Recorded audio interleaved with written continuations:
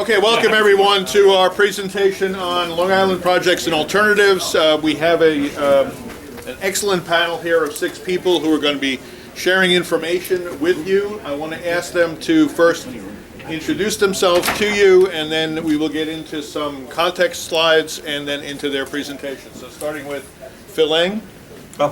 Hey, good morning. It is good morning, right? Yes. Good morning, everyone. Phil Eng, Long Island Railroad President. Been there for 2 years. Prior to that, a year at MTA headquarters as Chief Operating Officer, and then before that, about 34 years at New York State Department of Transportation, from Long Island all the way through Buffalo. And very excited to be here as part of this, and look forward to a very interesting panel session. Great. Thank you, Phil. Jack Kazoos, CEO of NiceBus, Vice President of TransDev Operations. NiceBus Able Ride. Been there since day one. The contract started in 2011. Run an operation with 1,000+ employees, all of which are committed to transportation in Nassau County. Thank you. Thank you, Jack. Mark? Is it still morning, you sure? Yes. Okay. Yes. Good morning, afternoon. How about that? Mark Epstein, the chair of the Long Island Railroad Commuter Council. The Commuter Council was set up by the state legislature to be the voice of the riders. Our council is made up of 5 members from Suffolk County, 5 from Nassau County, 1 from Brooklyn, and 1 from Queens. Our members are recommended by either the county executive or the borough president, and then upon appointment by the governor. I think we have a vacancy in Suffolk. If anybody knows a rider who lives in Suffolk and rides out Suffolk, we can use them. So again, we're here from the rider's perspective, and hopefully we'll get to them later. Thank you, Mark. James? I'm James Bonner, President of the New York and Atlantic Railway. I've been in that position for about 3 years here at the railroad at Long Island for about 7. I'm pleased to be part of this panel, and I look forward to sharing a little bit about our railroad and what we do in a little bit. Jacob? Hi, Jacob Gregg, Vice President for the Americas of Lift Tango. We're a business that started in Australia. We're a mobility technology.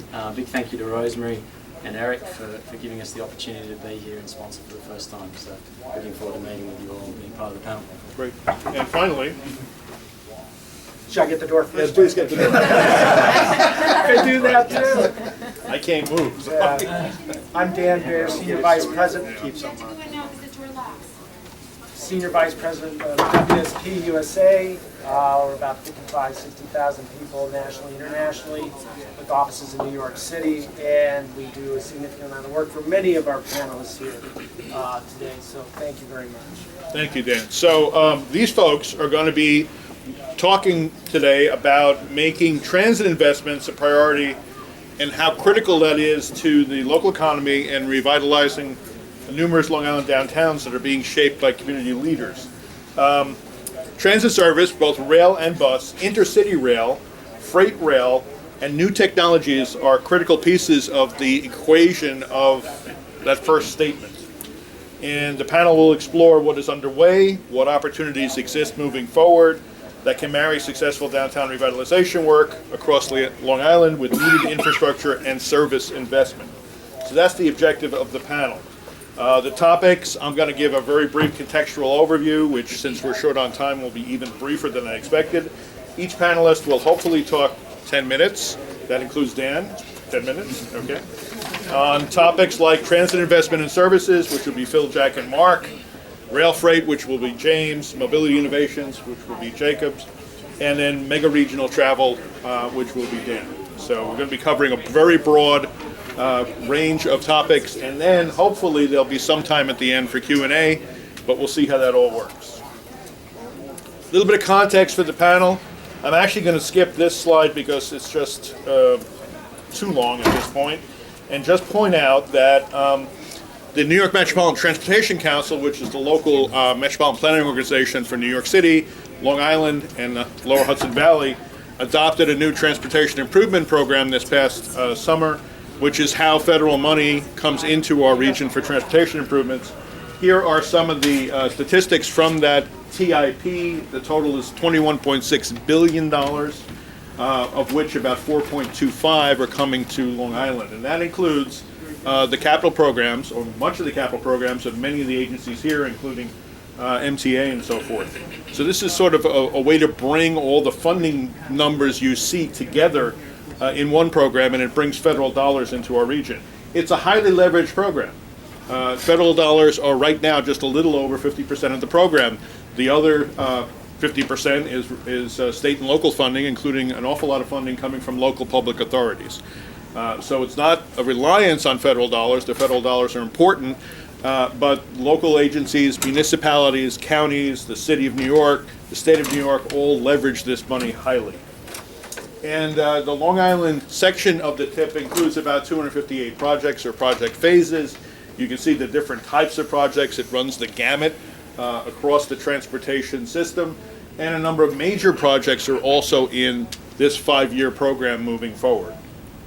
But the program is also related to land use development. And our member agencies at NIMTIC have identified in Nassau County and Suffolk County the corridors and the centers that they feel are desirable growth areas because of transportation capacity, either existing or planned. So this is an important part of this panel, is not only talking about the transportation investments, but also talking about how they relate to the types of development that you're working towards here on Long Island. These two maps, by the way, are driven by the county master planning that's done by Nassau County and Suffolk County, as well as some of the work of the railroad in this regard. So that's a bit of context for the overall panel. I want to go now to Phil Eng and have him do his part. And again, we'll try to keep this to 10 minutes each, and I will try to operate the slides as we go forward. So Phil?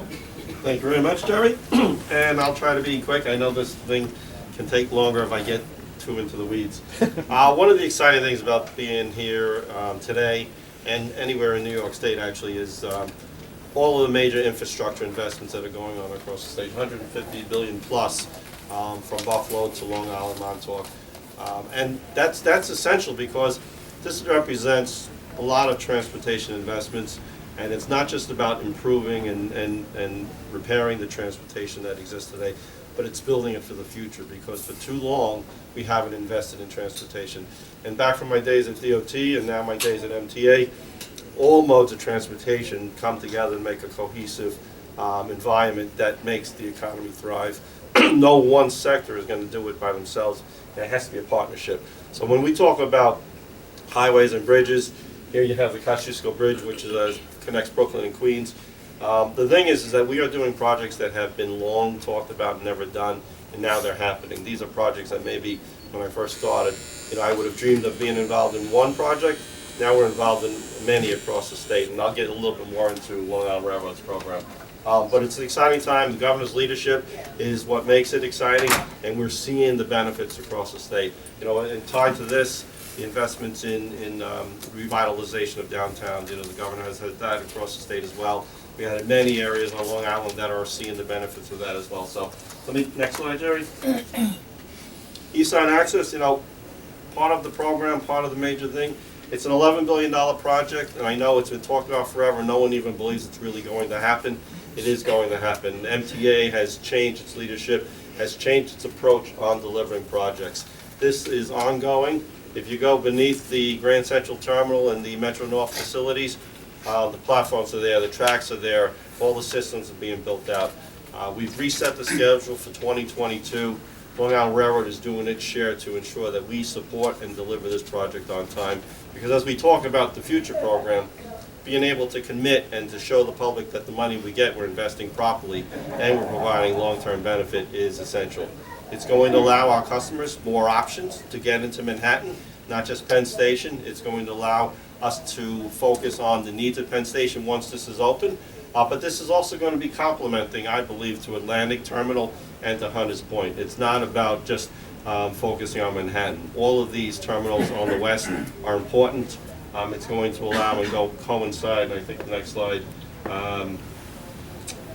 not the next slide yet, but it will coincide with mainline third track expansion, and I'll get to that. I think there's slides on that. Yes. You could go to the next slide. Okay. Penn Station, it is an area that, as we all know, so many folks go through. Amtrak, New Jersey Transit, Long Island Railroad. It is a hub that dramatically, desperately needs work. It is ongoing right now. The Moynihan Train Hall, that is on schedule to be open next year. And while Amtrak will participate and function out of a lot of that, Long Island Railroad will be there as well. There will be a tremendous benefit to west side of Manhattan, and it will be an iconic station with vaulted glass ceilings and again, allowing our customers to travel differently and allow the crowds that are currently happening at the other end of Penn Station to find different alternatives as we actually renovate Penn Station itself now. There's the new entrance going in 33rd and 7th Avenue. That will allow more direct access both in and out of Penn Station. No longer will they have to go through New Jersey Transit side. And then we'll be opening up that whole corridor, the whole 7th Avenue corridor, 33rd Street corridor by 7th Avenue, wider, taller, and reinventing how our customers experience their daily commutes. Mainline expansion, I mentioned that as briefly. This is another project, $2.6 billion, and this will transform Long Island Railroad. It's a 10-mile corridor through the heart of our system, and because of that, it serves the Huntington, Port Jefferson, Greenport, Ronkonkoma, and points east to Montauk. But it also allows reverse commute when it's done. 2022 is the deadline to complete. I'm proud to say this $2.6 billion project is on schedule. And that's a testament because there's been so much talk about MTA projects being over budget, over schedule. This one's on schedule. And the key part about it, again, it's the key partnership between Long Island Railroad and MTA Capital Construction, because the amount of effort that has to go on between the Long Island Railroad workforce and the private sector in this design build project is tremendous. It's 24/7. And the amount of outages that we're doing is amazing, because I think if you go back 5 years ago, no one would have dreamed how many times we've done weekend work with shutdowns of the mainline service, and at the same time we're carrying 1 million more people this year than we carried last year. That's a testament to the folks who are planning this, the testament to the industry that is building it, the testament to Long Island Railroad workforce. But I think that's a sign of things to come for Long Island, because when this is done, 8 grade crossings will have been eliminated. The bridges along it that were always constantly being struck will be eliminated. So what we're doing is we're eliminating delays that were built into the system, because we're carrying more trains, we're carrying more people on the roads. Those conflicts were causing issues. This will take that 10-mile stretch, give more reliability, more safety, and this will improve the communities along this 10-mile corridor. The stations that are being done are going to be first class, and the communities around it, wherever we've invested, whether it is on highways and bridges or mass transit, we do see businesses grow, we do see revitalization, and we do see where it's already robust, even stronger opportunities. I mentioned some bridges. I think this is a video of our Nassau Expressway Bridge being replaced. We had 16 bridges across the system, not just along mainline expansion. Just the other, this is a weekend work, but there's a lot of prep that goes in advance. We have to elevate the tracks to get it to the right height. This Nassau Boulevard Bridge was struck, I think, 40 some odd times. It's our 3rd most struck bridge by overheight trucks, causing delays and cancellations. It's been eliminated, but 16 across the system have. This is an amazing feat because this is one weekend of work. And again, I mentioned we had 10 of these this year, and several years ago we never would even dreamed of doing one a year, or even ever closing the main line. And the workers actually move that fast, too. 8 grade crossings, Urban Avenue, Covert Avenue have been eliminated. The other proud thing I'd say is that when I've gotten out there and I've had a chance to talk to the neighbors, a lot of them actually said we didn't think the railroad could do it. We did it, and they were actually very impressed that we fulfilled the commitment that we said. We did it in the time frame we said. We did it with minimal interruptions. I mean, even when we offered the residents an opportunity to relocate while this work was going on, they wanted to stay because this is a once-in-a-lifetime type opportunity to observe. First time innovation of these bridge jacks brought in from Europe. First time in North America. I'm proud to say Long Island Railroad is being as innovative using technology. This bridge was slid into place, and it's a very interesting opportunity where using hydraulic jacks, the bridge is just slowly inched into its position adjacent to the railroads. And it's leveled in terms of using surveys and just excavating dirt or putting dirt in, and it's amazing how it ends up in the right place. Part of the other component that we need to make sure is that as we build out the infrastructure, as we improve reliability and capacity, we have the sufficient fleet to carry ridership. The M9s are on the way now. We're going to get 202 new M9s to supplement our fleet. It'll allow us to remove the aging fleet.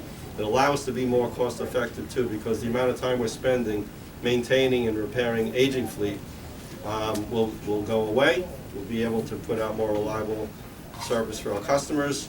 And again, as we move towards more reliable rolling stock, we will see less short trains because of car equipment issues, less cancellations. Again, we need to ensure that when a customer or when the folks want to use our system, that it will be reliable and safe and provide today's amenities. I mentioned $5.7 million. A good part of this will ensure that East Side Access, third track are completed. That's essential because, again, we don't want to see these projects go longer than they need to be. But we also know the importance of making sure that it's a balanced program, state of good repair, capital maintenance. So I mentioned earlier about the M9s. We still need more locomotives. We need more train cars. We're going to continue to pursue that as part of this program. ADA is essential to us. We have 16 stations remaining. I'm proud to say that out of our 124 stations, we are well on our way to being fully ADA. We have a plan to tackle and challenge industry to help us do all of these in this proposed program. That's what we're looking to do, but also station upgrades. Why we're here, Long Island, you know, the way I've taken our stations, it's almost like saying, you know, we're a part of a community, and I've seen where if you go to a station, it's not clean, it's not well kept, the areas around it kind of gravitate that way. But if you build it up to a point and you keep it clean and maintained, then the communities are proud about it, and I think you'll see development happen with that. So we are very focused on that. We did a tremendous amount in the 15-19 program with enhanced stations. We're going to continue to work on improving stations throughout our system. Viaducts, bridges, all of that, track, signals, everything critical to a safe, reliable system, and then power requirements to it. I'm probably past 10 minutes. No, 10 minutes and 30 seconds. And you're done. Oh, Perfect.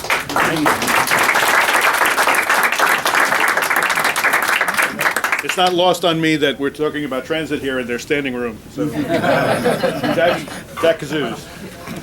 Thank you. So as part of what Phil said, it's very important. You know, we believe that transit on Long Island should be seamless from Suffolk all the way into Manhattan. And that's what we're working for as an advocate to make that happen. Both on the way you travel, and the way you pay, and the way you check on where your train is or where your bus is.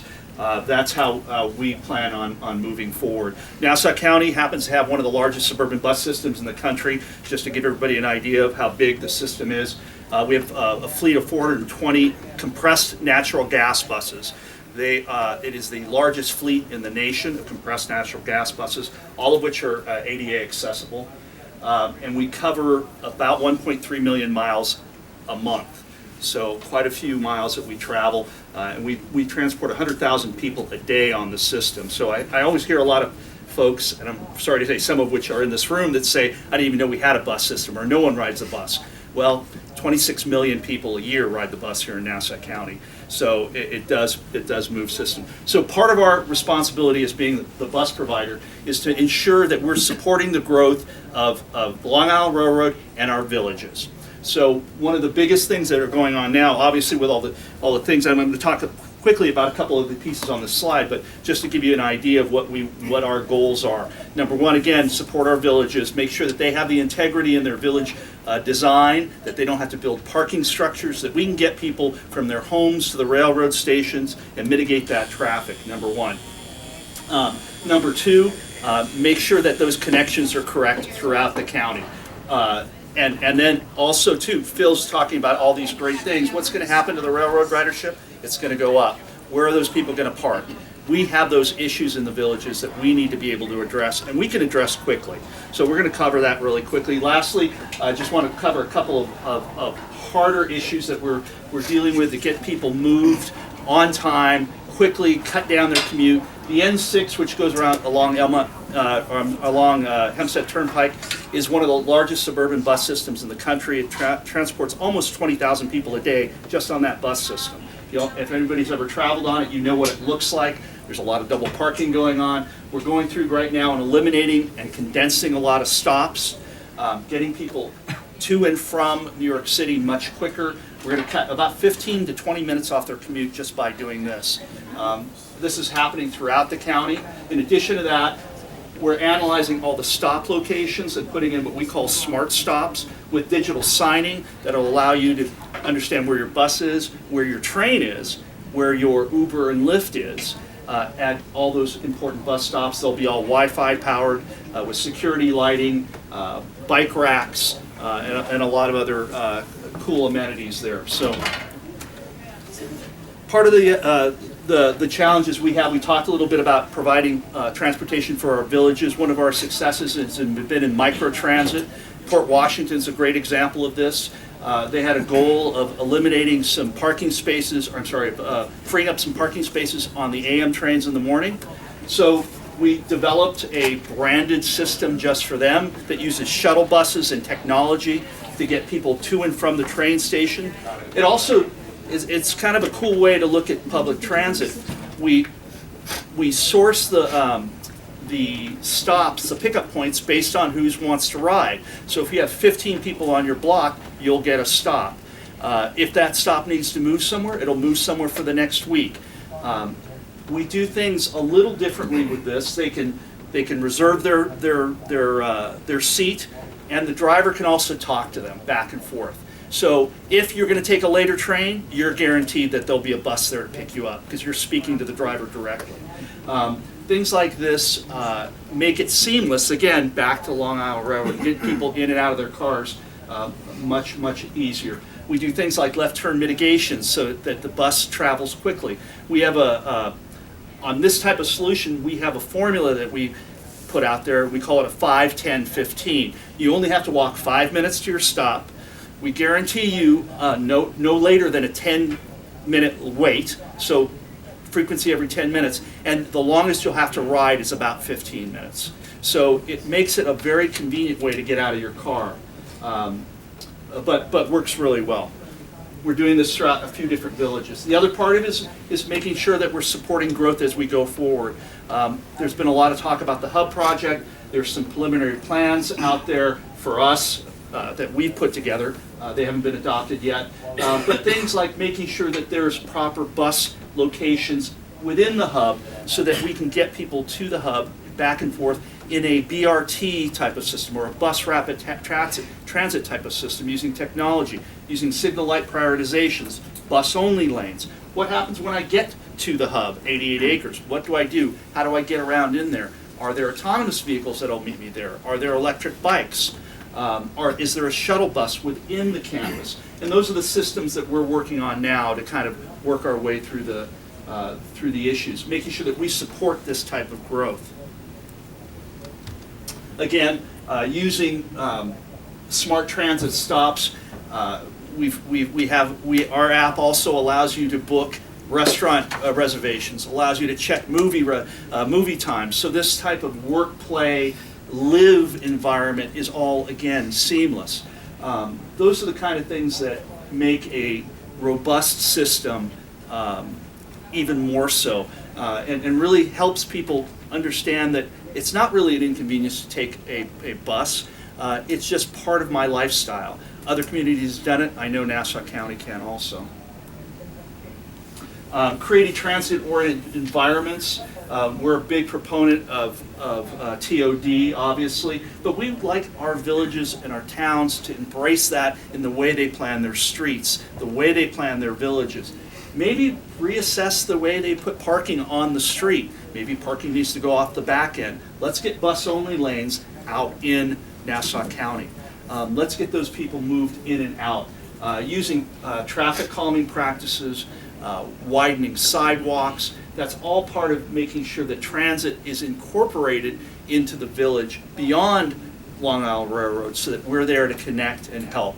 This also helps our seniors too. That way we can actually park vehicles on the street to pick up those seniors in our Able Ride facility. So that all kind of ties in together. It's all part of keeping seniors in place.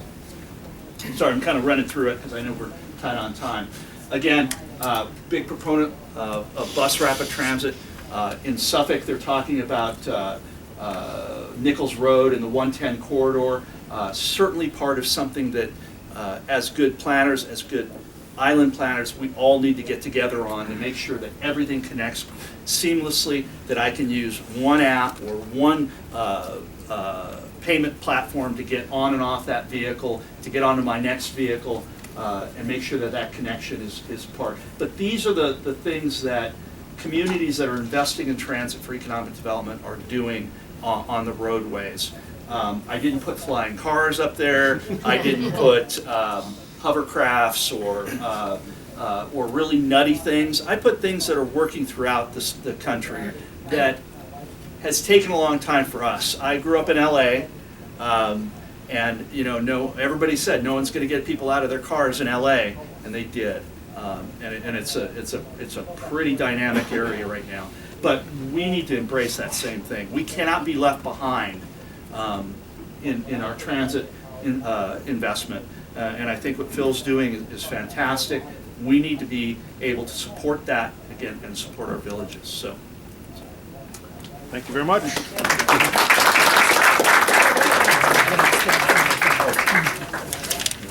So the third person for our transit section is Mark Epstein from the Long Island Railroad Commuters Council.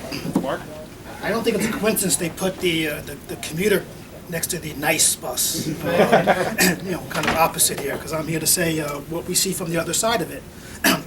I don't know the technical side of it. I'll leave that to Phil and the other experts here.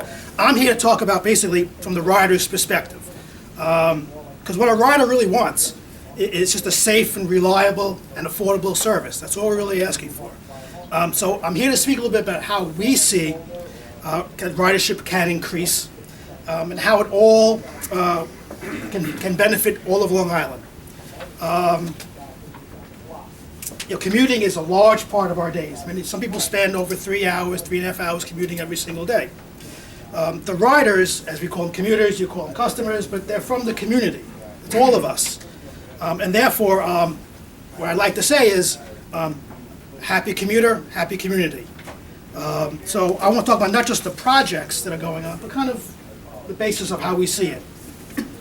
Okay, so, back to the other one. So, a question we always get when we're out talking about investment, public investment, we hear from people is, well, I don't use the railroad, so why should I pay? Why should my money go towards it? Well, the answer is that we all benefit from a strong Long Island Railroad. It helps increase our property values. It brings New York City dollars back to be spent on Long Island. And they're also a very good employer for Long Island. One of the issues that I think faces Long Island right now is how do we keep the next generation on Long Island from leaving? And one of the issues that one of the ways we've been pushing on this is that the students who are going to school in the city, instead of having them move into the city to go to college, let's encourage them to use our transportation. So we've been pushing for a student discount fare, because if they start commuting to school, maybe they'll continue commuting to work after they graduate. We also need to encourage TOD, because we want to be close to the train station. Next one. The next issue really is service. In order to increase ridership to fill a new capacity with the new projects that are coming in that Phil mentioned, you have to address the issue of better and increased service. For a ride to use it, there needs to be better service. So I echo Phil's comments about the M9s. We need more of them. We need newer ones. I've used them. There is a vast difference between the old trains and the new trains. And those who don't have them, as you'll see on social media, complain, when am I getting mine? So we have to get that forward. Now, refurbishing stations, which is the next capital program, has to include nice new waiting rooms. And we need to extend the hours of operation for the waiting rooms. Now, the way we look at it is for communities that don't have a local downtown near station, the station can become the center of the community with proper investments. I'll give you an example. During Sandy, when electricity in Long Beach went out, we worked with the railroad and we worked with the local city government. The first place to get electricity back was actually the railroad, was the stop. We worked with them to make the waiting room into a charging station for people in the community to come and charge their phones and laptops because they had no other alternative. The station can be more of a center of the community if it's refurbished properly. The next issue we have is in Jamaica configuration. They're going to be redoing Jamaica. There's going to be a changeover where people going to Brooklyn will no longer have very often their one-stop, one-seat ride to Brooklyn. We know that that is probably in the works for a very long time. We do hope that we can have at least some one-seat ride to Brooklyn, at least during peak hours, and we'll continue to work with you on that. We think it's a convenience to riders. You may lose some Brooklyn ridership if you change it. And finally, as far as service, a project we continue to push on is electrification. I'm sure you agree with me on that. Electrification, especially the Port Jefferson line. So it's a project that needs to be in the projects, in the capital programs, and needs to go forward. Next. Okay, again, Long Island Railroad doesn't have to be just to the city. It needs to be used for intra-island commuting as well. We need to increase people using the train to go to work. I have seen it on some lines. I've seen people who come from Suffolk County and work at Winthrop Hospital and will take the train to Winthrop Hospital because they can walk right to it. We need to increase that. One of the ways of doing that is reopening Republic Station and adding it to the capital program. Now, we need to coordinate that with the Bus Rapid Transit program, as well as TOD. We can make Route 110 the corridor of intra-island mass transit commuting. Imagine just having a place where people who work all through 110 can take mass transportation to work. How many cars would get off the road at that point from on Long Island? Okay, this is an issue we may all differ a little bit about, but this is the bane of every rider's commute, parking. As Phil said, there's a million more people riding this year. There aren't a million more spots. So we have to look at ways of increasing parking at stations. It could be buses, it could be all different ways, but we have to discuss the issue of garages. At this point, it has to be on the table. But the issue is communities don't really want garages. We understand that. We live in the communities.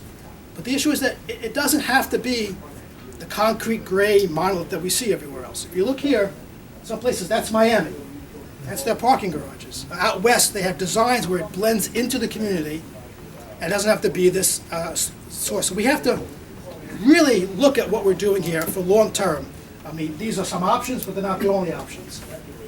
Long Islanders do love their cars. You know that. It's going to be a battle to overcome that, right? Because I can tell you right now, many places, most stations, if you don't get to the station by 6 o'clock in the morning, even with a permit, you're not getting a spot. Okay, that cannot continue. Now, as ridership grows, which we're saying with East Side Access, third track, it's going to get even higher. We need to not just increase capacity on the trains. We also need to increase capacity in parking. Because again, if riders can't park, then they won't ride. It's just something we have to deal with. And further, on the same note, is we have to change how we handle parking right now. Right now, you have to get a permit for your local town to park usually there. What happens, for instance, for me, my town station, Huntington, is at least a half hour away from my home on a one road track. Right. There are two stations that are within 10 minutes of where I live. But I can't park at those stations. So we're adding more traffic on the roads because more people are driving further to get to a station because they can't park at the other ones. So we need to do that. We need to make it so it's convenient for people to use the station closest to them. Other problems is at stations, there's parking, but they could be run by different organizations. One's town, one's village, one's railroad. Where do you park? What do you do? For instance, in Ronkonkoma, there's 4 different parking lots with 3 different operators with different rules. You can come out, if you pick the wrong lot, you get a ticket. And people come home, believe me, coming home at night, after coming home work all day in traffic and finding a ticket on your car because you parked where you thought you could park and you didn't, you couldn't, it ruins your whole day. So we have proposed in the past to deal with all of these issues is a bi-county Long Island Parking Authority. It would coordinate existing resources, plan improvements, and coordinate all this so we can have one Long Island policy. If you can use a railroad station, you should be able to park at the railroad station. I know it's politically very difficult, but it's an issue that has to be addressed. And finally, because I know I'm running out of time, sports, right? The new Elmont station is opening. We have to make sure that there's enough of an investment in that station so that it can be usable by Long Island Railroad riders. So we can't chintz on that. We have to give the railroad all the money they need to build it properly and make sure people can use it. Also, we want to encourage people to use the train to go to, like Rangers games, right, on the Islanders games, maybe not the Knicks right now, but we need to reach out to those venues and those teams, and let's work out promotional stuff. Let's get a fanfare. Let's maybe use the tickets to buy merchandise. I mean, we need to encourage people to use it, and the venues and teams are getting the benefit of our community people going there. So we need to reach out and give a discount to people that are going. Again, Mets Wills Point Station is long overdue for an upgrade, including accessibility improvements. It needs to be moved up in the capital program to make way for a new team that's now new ownership possibly, right, coming up. And maybe even as a park and ride facility in advance of congestion pricing. So again, we need to get more trains out there. We need to increase off-peak community. And we look at nowadays, we look at the studies, and there's more and more people not working the usual 9 to 5. They work all different times now. And so right now we can't have where there's an hour, hour and a half between, or 2 hours between, 3 hours between trains during the day. We need to increase the capacity of the trains. The more we do that, the more riders will come on board, and the healthier the Long Island Railroad will be, and the healthier Long Island economy will be in the future. Thanks. Thank you, Mark.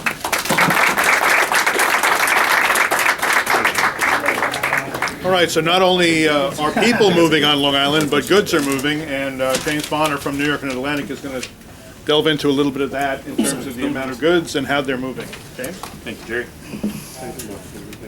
So New York and Atlantic Railway is certainly not the biggest elephant at this table. We are a privately held short line railroad that runs freight on top of the Long Island Railroad. It's often that I speak to a group like this and I'll ask if anybody's ever heard of the New York and Atlantic. I don't want to hurt my ego today. I'm not going to ask a question. But we are not ubiquitous. We certainly aren't as much so as any of the parties up here, but we are very, very important. We're critical to Long Island in our opinion. Sure. We run the entirety of Queens, Brooklyn, and Long Island. There is a small railroad that operates down in the Bay Ridge that's owned by the Port Authority, but for the vast majority of Long Island, it is the New York and Atlantic. If you've got freight that's going to come in by rail, it is going to come in by us. We, in fact, even deliver freight to the Long Island Railroad on occasion, because that's what we've been tasked to do. Our heaviest branch is the center branch that comes all the way through the middle there. We stop about Riverhead, but we do run a fair amount of traffic up into Huntington and down into the Babylon area. We also take a lot of traffic off of Long Island, and you can probably imagine what is going off of Long Island. All right. We were formed in 1996. It was part of a competitive bid process. We competed with a number of different railroads in order to earn that right. We had a 20-year concession from the get-go, so we operated from 1997. We started in May. We operated through May of 2017, at which point we earned the right to renew. We're currently good through 2027. Part of the way that we earned that renewal right was by the continuous growth. So this chart only shows the last 14 years. When we took over, we were moving less than 10,000 cars. So we've more than tripled freight on Long Island in the last 20 years. And we're seeing some great growth, as you can tell, in the last few years. And that's ups and downs. The big peak right here is Sandy. Right? We helped a lot with Sandy. We're proud of that. We've got about 80 customers. We handle a number of commodities. We'll touch that a little bit later. It is a complex operating environment, as I'm sure you can understand. Phil can tell me exactly how many trains a day. I know it's over 700 that operate on the Long Island Railroad. We're operating 8 to 10 trains per day, and we're tasked with doing that in and out of those passenger trains without interrupting your commute. That's why I'm kind of happy you don't know who I am. Yes, thank you, Mark. But you haven't called me last year, so I'm happy for that. It is a delicate balance. So We are tasked with running a railroad. We're a private entity. It's a for-profit, but we have to take the concerns of everybody into account. The commuters are obviously our first priority. We overpower our trains. We put more people on every train than most railroads do to ensure that we can get in, get out, not affect your life. We have to remain solvent, so we have to make sure that we're doing that in a smart way, but what we do it and we're willing to do it. The community is very important for us. I think as a railroad, in the past, we viewed ourselves as a utility. If you want something, we'll bring it. If you don't, we won't. We have very much changed that perspective, and we are part of the community. We believe in the community. I live on Long Island. 95% of our employees live either in New York City or on Long Island. I can only think of 2 that commute in from New Jersey. I have no idea why they do, but we are part of this community, and we're dedicated to improving it. We provide some great jobs, and we do provide a public benefit. There really is a benefit here that you don't see, I don't think, very often. Not just Long Island. So we on any given day are moving commodities from any of these places. A lot of beer from Mexico, a lot of lumber from the Pacific Northwest. We're moving a lot of aggregate from Connecticut. That's the shortest move that we have. We move food from the Midwest. We're bringing in, wheat, flour, corn, like I said, beer, anything, a lot of rice, all of that is moving from all over the national network. So when you see a railroad, it doesn't mean that we're limited to just this little spot that we have. We are carrying it from all over. This is the 2017 railroad on the whole, right? We're obviously not hauling any coal in New York. That number was about 40% 3 or 4 years ago. So those initiatives to reduce coal are actually up, that's an aside. But things that are coming in are obviously food. We're not handling any motor vehicles. But non-metallic minerals is 6%. That's a lot of what we've got going outbound, and I'll just be very clear about it. It's waste and recyclables, and those are going off of Long Island. They're coming in. Construction and demolition debris is coming out of Suffolk County primarily, and we're moving it into the Midwest for disposal. We handle a significant amount of debris coming out of New York City as well, and look, it's critical. It may not be real attractive, but it is a critical mechanism that we perform. Please notice he said beer twice. Waste once. So these are some of the investments. That's what we were tasked with talking about. We invest in our employees. We require about 60 full-time employees. I think we're sitting at 55 or 56 right now. That means we have 3 positions open. I saw a lot of kids from Amityville High School, so I was trying to talk them into it out there. The average non-supervisory, so not managers, compensation for the NYA is almost $120,000. Managers is less.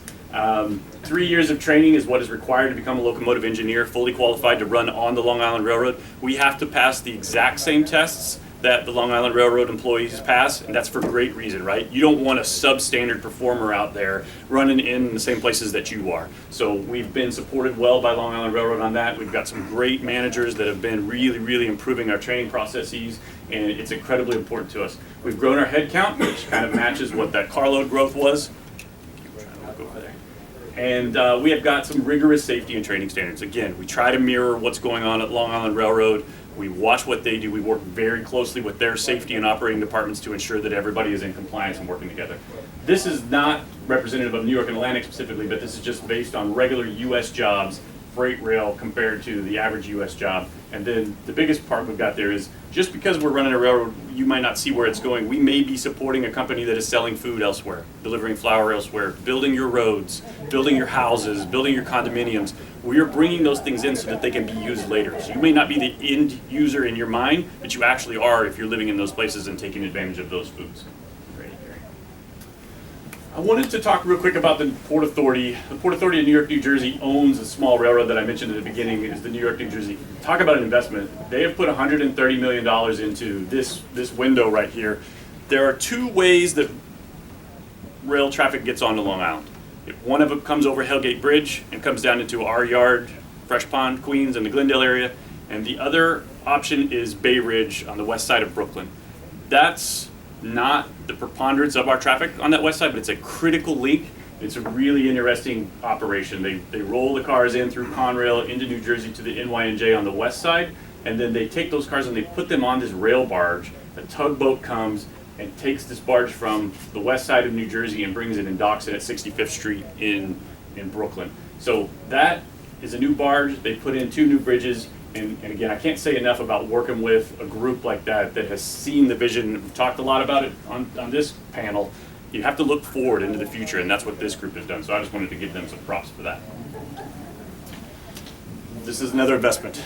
We have committed to working with Long Island Railroad to acquire the lowest emission units available. We're working closely with that process. We have 3 low emissions locomotives right now. We're proud to run those. We're very conscious of the community that we operate in, and we will continue to do that. Rail on the whole, even without these locomotives, is significantly less carbon footprint size than other modes of transportation. You imagine if you've got 100 rail cars on behind a train with 2 locomotives, that's the equivalent of 400 trucks. So 2 locomotives can pull the equivalent of what 400 individual semi-trucks are pulling. That's where we have a distinct advantage. Single freight train, like I said, is hundreds of trucks. Ours aren't necessarily 100 cars, just so everybody knows, they're 40, 50 at most, but there's some room to grow. And the really interesting fact is we're better than a Prius. 1 ton of freight moves an average of 470 miles on 1 gallon of diesel on rail. It's just an incredible capacity there. All right. This is where there's room for improvement. The left represents what the national share of rail freight movements are. It's about 40%. Our region is 3%, and it's really less than that on Long Island. 3% rolls in New Jersey, Staten Island, the Bronx. That stuff is not getting to Long Island. So we're about 2% on Long Island. There is incredible opportunity to reduce the amount of truck traffic on Long Island and to increase the rail freight size. And that's not a self-serving thing. I live in Nassau County. I commute here just like everyone else does. It's not about making profits for the railroad. It's about making our lives and our quality of life better. Which is, well, I'm pleased to be part of this panel. I love what's being said. All right, one more. So just some real quick numbers. This is why it matters. In New York City, which surprising to me was only the 40th worst traffic city in the world, 4th in the US. First is Boston, 2nd is DC, 3rd is Chicago, and 4th is New York City. So their traffic is worse than ours. You spend about 135 hours a year in traffic as a New York City or a Long Island commuter. And remember, that averages across everything, even people that aren't driving. I spend well more than that in my daily, weekly commute. It costs about $1,900 per driver every year in congestion costs. You can see what our travel speeds are. I came home from the city at 7 o'clock on Tuesday afternoon, and it took me an hour and a half, just like it would if I had come home at 4:30. It's unbelievable. So let's try to make some more room there. And then beyond just the traffic side, we are contributing to the economy via jobs, via taxes, and via the companies that are using our services, that they are provided goods at an affordable rate and a consistent rate and opportunity. Okay, cool. Great. Thank you very much. So transportation is also transforming as we speak. Jacob is here to talk a little bit about how that's happening. Right. So thank you for that, Derek. So I guess just to add a little bit of flavour to the panel, we're a technology company. We started in Australia and then popped to the next slide. Yeah. So I'll talk a little bit about the story of Live Tango because we're new here, our first year sponsoring the event, and then I just wanted to talk a little bit about the role the technology can play in the challenge that you're all looking to face around transport and improving your communities. So we started about 4 years ago in Australia in a town called Newcastle, just north of Sydney. Shares a lot in common with Long Island in terms of the challenges that we faced. Always underinvested next to the big brother of Sydney, sort of seen as a feeder town, the same problems around losing our young people going to Sydney and the same problems around embracing the car, mainly as a result of a complete lack of investment in infrastructure. About 5 years ago, groups like what you're doing here, they call it their Smart City Initiative, you've got your vision piece as well, started up in that town, and they went from basically the laughingstock in terms of transport to launching Australia's first completely autonomous light rail system about a year ago. So I think that's the path that you're on. So I commend you all for the role that you're playing in that. So we landed in the US about 6 months ago. We're new to these shores, new to Long Island as well, and we're excited to sort of bring our technology to the challenges of the US market. So what do? We have a shared mobility platform. It's mobile enabled, web enabled, and it enables you basically to unlock the power of shared mobility. So our mission was quite simple. We looked around in our community, the driver loan rates are like they are in the US. I think we must have borrowed the urban planning dictionaries from the US when we built our towns, because it all seems to be about embracing the car. So we're suffering from that just like the US is. So our technology connects consumers, connects riders, connects commuters with shared mobility options. And that ranges from carpooling, so enabling people to share their ride to work with their fellow colleagues and students that they go to colleges with. Van pooling, a fantastic initiative that you have in the US, but how can we take those into the dynamic and flexible working styles that we now have and start to use that as a fleet and unlock that power if we make it dynamic. And also the on-demand bus services, which you have a fantastic proponent of here in Jack, and what's being done with the NICE bus service. Technology can unlock all of those things. That's enough about Tango popping in. So look, I guess the congestion challenge, you are all, people in this room understand it. Sadly, despite all the work that's being done, we're still choosing more often than not to drive alone. And Long Island is feeling the pain of that, as are many other communities. It's hitting a bit of a crunch point where that pain is unignorable. And we're fighting against an industry that has lots and lots of marketing dollars. Cars are nice, right? They have done everything they can to keep you in a car. We haven't seen, many bus launches like the Cybertruck, right? It's not quite as glamorous, but maybe we will in the future. Sadly, not only are we still driving cars, but the vehicle occupancy is actually going backwards. We're not sharing cars in any way. So if we pop to the next slide. Sure. So the sad reality of all of that is that if we don't keep going, sad reality of that is, despite all the effort that we're seeing around electronic vehicles, autonomous vehicles, many of you will have seen this diagram, it's been shared around the internet a lot.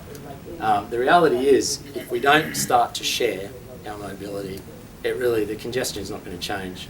It will be much more friendly to the environment with electric and autonomous, but there'll still be the same amount of space being taken up by vehicles, the same amount of transit pain. So we have to start to share.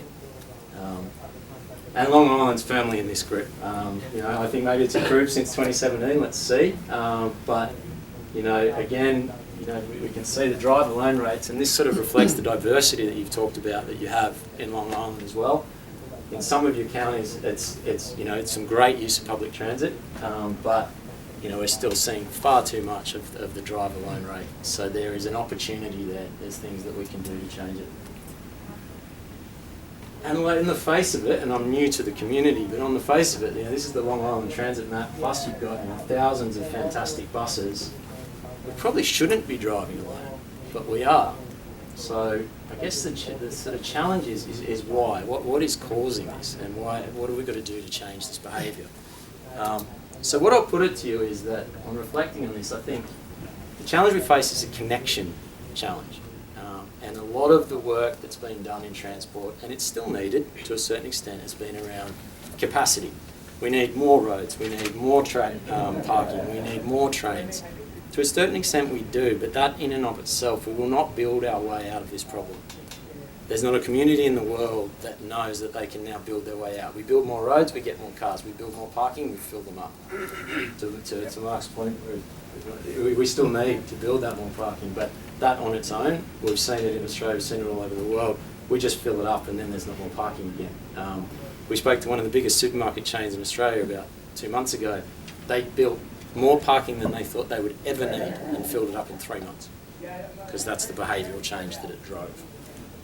So we have a connection challenge. We're trying to connect people with places through all these different transit modes that often aren't connected themselves, across communities that aren't connected.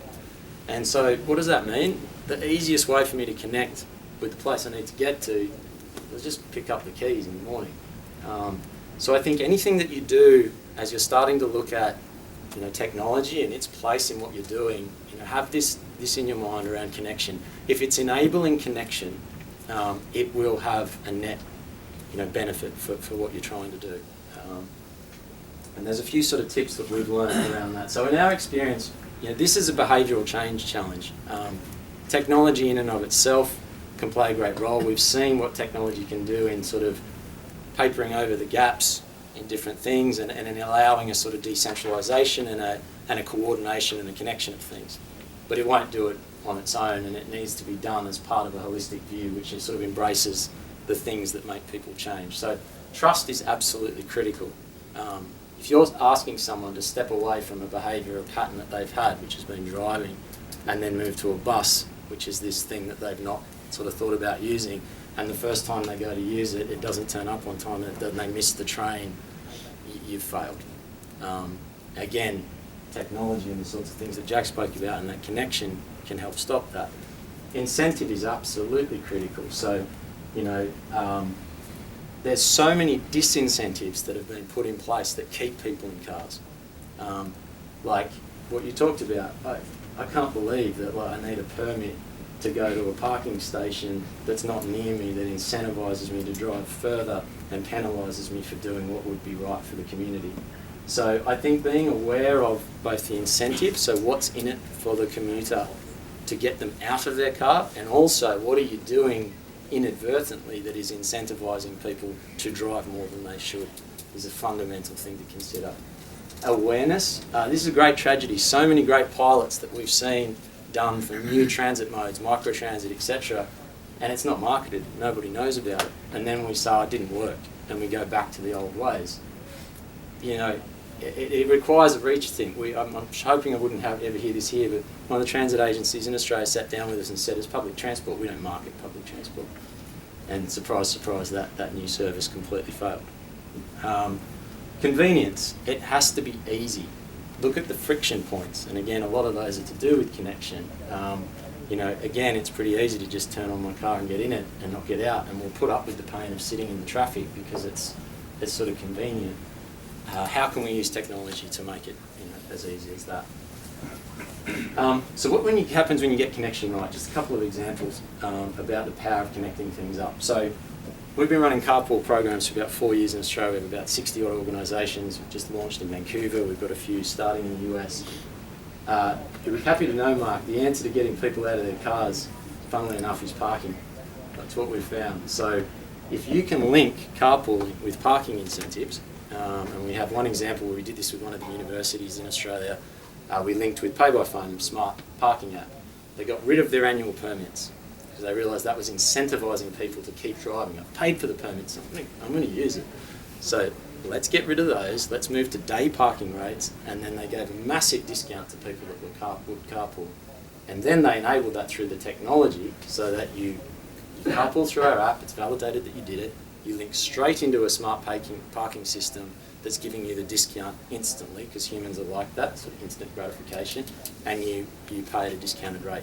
The rate of carpooling went from us getting about 50 cars a day to 300 in a week with no more marketing. We kind of couldn't believe it. So that's the power of connection. If you've got the sort of pressure that you're talking about in your parking stations, I would say I don't need a permit anymore, but if I carpool and do the right thing, I should get a guaranteed spot.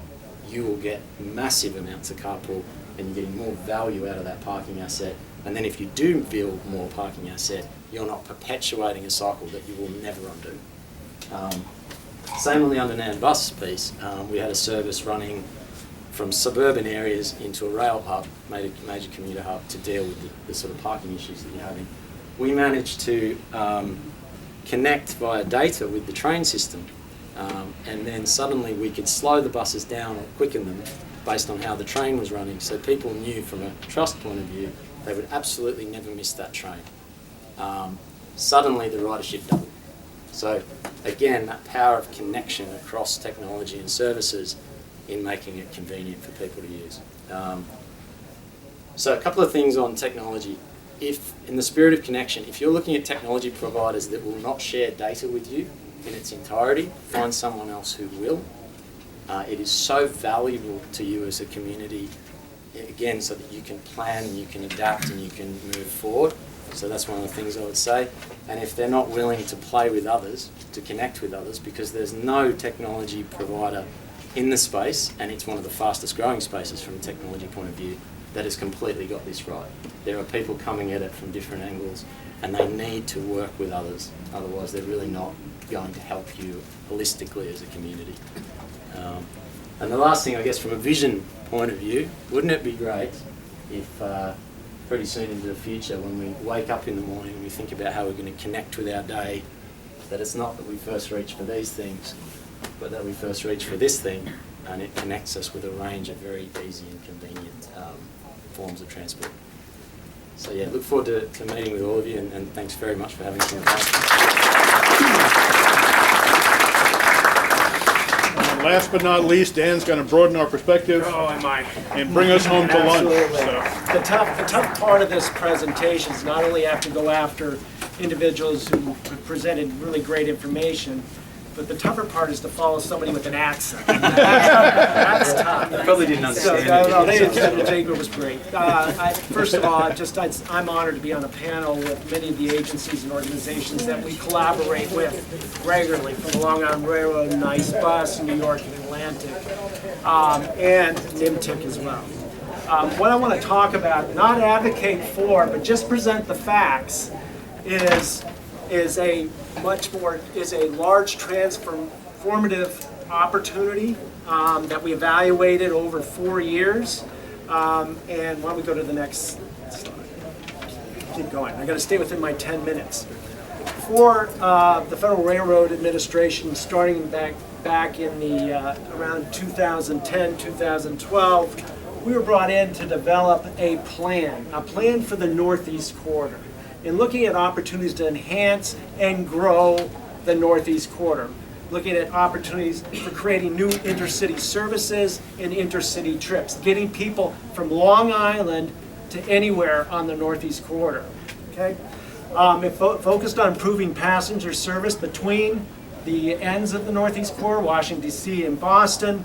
And it was a long-term vision to 2040. So actually all our modeling and our forecasts went to 2040, looking at growth patterns, working with all of the agencies, all of the commuter agencies along the corridor, and actually developing a new model, forecast ridership model for the Northeast Corridor. Go ahead. So the plan was really focused around 3 tranches. Looking at the markets, where are people going? Where are they coming from? Where will growth occur? Looking at the service options, what kind of service would people prefer? Would they want nonstop service? Would they want higher speed service? So that was all taken into consideration. More one-seat rides, wouldn't that be great? Not having to transfer. And then program investments, how much is this going to cost based on how much capacity we would have to provide? Next one.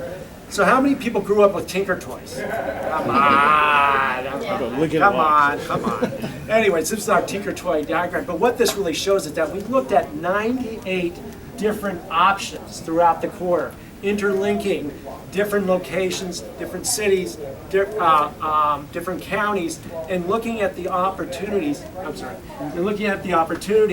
For growing service along the Northeast Corridor and extending the reach of the Northeast Corridor. Go ahead, Jerry. So what we learned, that access to the urban core is critical.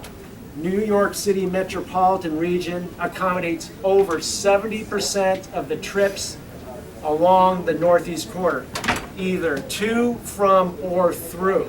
So that connection to Penn Station and the New York City core is critical. Some of the markets that lack frequent direct intercity service, Long Island.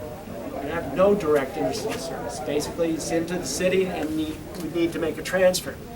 But what was really important, what we heard a lot all over the Northeast Corridor, is there was a strong consensus to fix the existing Northeast Corridor spine first. Put those investments into the choke points along the Northeast Corridor to provide additional reliability in terms of service. Okay. As I mentioned, we start out with 98 different alternatives, winnowed them down to 15 alternative packages, and really got down to 3 specific alternatives that were then advanced to the Tier 1 high-level EIS, in which we looked at preserving corridors. Didn't take it down to that real hard look at specific impacts, but was more on the high level. And then came out with a preferred investment program, which is now being evaluated through a service development plan by the Northeast Corridor Commission. Next. So what's interesting here is that looking at the size of the North End markets, the number 1 market is Long Island. And these are in annual trips, intercity trips, 62 million annual trips. Now, that is the market, and if service was provided, that market would certainly grow with investment. So we looked at 3 levels of alternatives. We looked at the opportunity just to maintain the service, really deal with the choke points along the northeast corridor, make those investments where congestion occurs. We looked at growing the northeast corridor by providing investments in the spine, okay, expanding capacity along the spine. Then we took the next step. How could we transform the northeast corridor and extend it to the areas that don't have intercity service today, and what kind of growth would we see from there? So this represents that first alternative and just growing, actually, and the new trackage represents some of the major choke points along the northeast corridor where investments occur. Next slide, Jerry. As it relates to the Long Island, there would be investments in 3rd and 4th Hudson River tunnels. Let's hope someday, please. Greater frequency, reduced trip times, and then also terminal improvements in Penn Station. And that's being advanced at this point in time right now, where they're looking at preparing a new master plan for Penn Station. The second alternative, when we talked about growing the northeast corridor, additional, more major capacity and improvements along the northeast corridor, additional terminal improvements, and potential for new stations as well. Let's go to the next. How would that relate to Long Island? Additional mainline tracks parallel to the northeast corridor, which would expand the capacity. A 3rd and 4th Hudson River tunnel from the first alternative, but a 5th and 6th East River tunnel.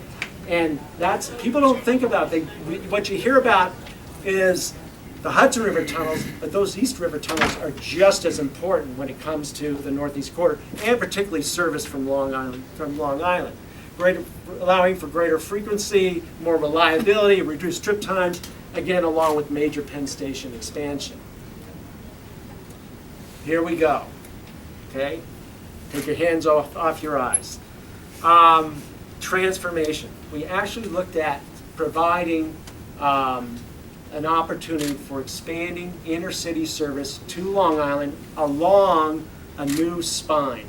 Now, we all recognize the fact that the improvements along the main line are going to take a huge bite out of that demand issue that Long Island has.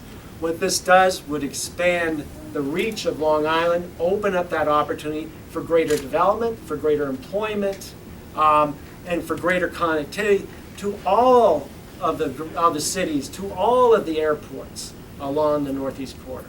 Okay. Expanding that opportunity for intercity travel. Next. This alternative would require additional mainline tracks parallel to the northeast corridor, 6 Hudson River and East River tunnels, allowing for that greater frequency. So a huge investment in connectivity from in the Trans-Hudson area.